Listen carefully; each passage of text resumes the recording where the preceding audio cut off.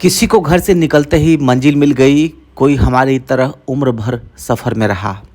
अहमद फराज का ये शेर बुधवार यानी 7 अगस्त को सच साबित होता नजर आया जब विनेश फोगाट को पेरिस ओलंपिक कुश्ती के फाइनल मुकाबले से अयोग्य घोषित करार दिया गया, जिसके बाद विनेश फोगाट के साथ साथ भारतवासियों का कुश्ती में गोल्ड मेडल का जीतने का सपना अधूरा रह गया।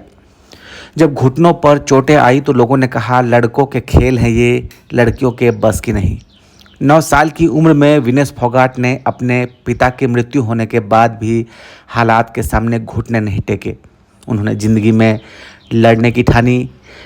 विनेश फोगाट के जीवन का एक एक दिन सफ़र और संघर्ष में बीता। पिछले साल 2023 में विनेश फोगाट को कई परेशानियों का सामना करना पड़ा।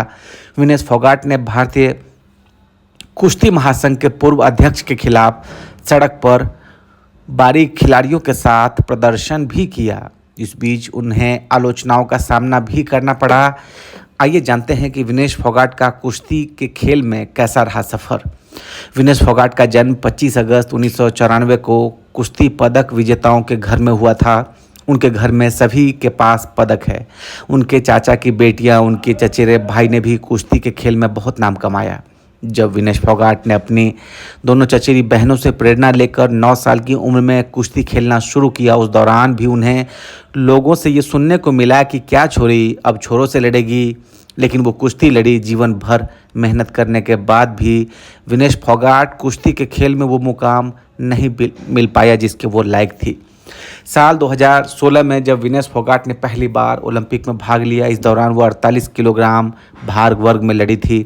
लेकिन तब उन्हें यहाँ से निराश होकर जाना पड़ा क्योंकि वे 10वें नंबर पर रही, जिसके बाद वो देश के लिए कोई मेडल नहीं जीत पाई। इसके बाद विनेश फोगाट साल 2020 टोक्यो ओलंपिक में हिस्सा लिया। इस दौरान उन्होंने 53 किलोग्राम भार वर्ग में हिस्सा लिया, लेकिन उन्हें वहाँ भी सफलता नहीं हासिल मिल पाई।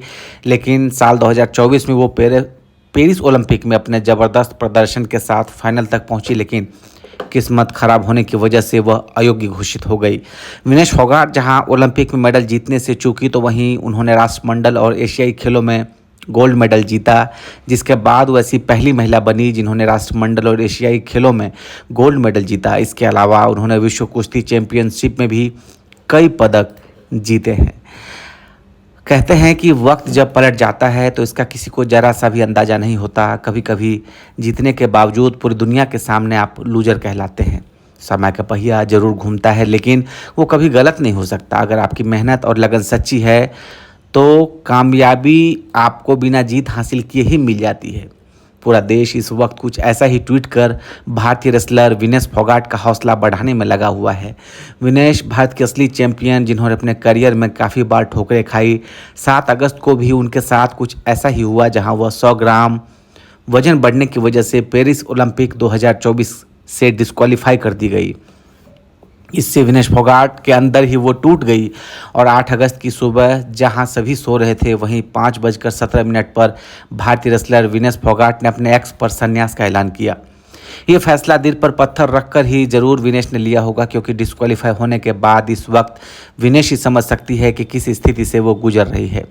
उनके कुश्ती को अलविदा कहना फैंस के लिए काफ़ी शॉकिंग खबर है।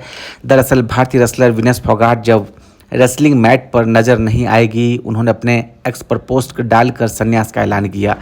3 ओलंपिक में भारत के लिए हिस्सा ले चुकी विनेश फोगाट ने संन्यास का ऐलान करते हुए लिखा, माँ कुश्ती मेरे से जीत गई, मैं हार गई, माफ़ करना, आपका सपना, मेरी हिम्मत सब टूट चुके हैं और इससे ज़्यादा ताकत नहीं रही।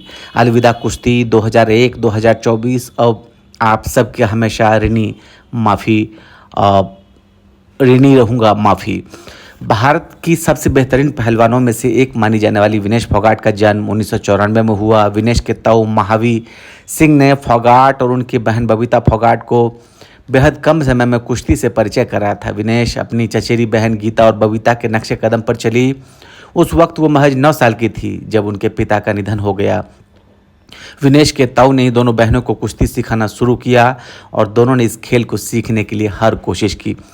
विनेश फोगाट ने साल 2014 में कॉमनवेल्थ गेम्स में बड़ा अंतर्राष्ट्रीय खिताब जीता था। उन्होंने गोल्ड मेडल जीता और अपने करियर की शानदार शुरुआत की। साल 2016 रियो ओलंपिक के क्वार्टर फाइनल में जगह बनाई, लेकिन उस दौरान वो पदक हासिल करने में नाकाम रही। 2018 में राष्ट्रमंडल खेल और एशियाई खेलों में उन्होंने गोल्ड मेडल जीता। 2021 एशियाई चैंपियनशिप में अपना पहला गोल्ड मेडल जीतने के बाद वो टोक्यो ओलंपिक का हिस्सा बनी रही।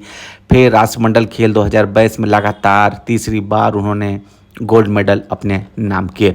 ब्यूरो रिपोर्ट लाइव तक। अगर आपको अच्छा लगे तो इसको आप चैनल को सब्सक्राइब करिए, वीडियो को लाइक करिए, कमेंट करिए। बहुत शुक्रिया आप सभी का।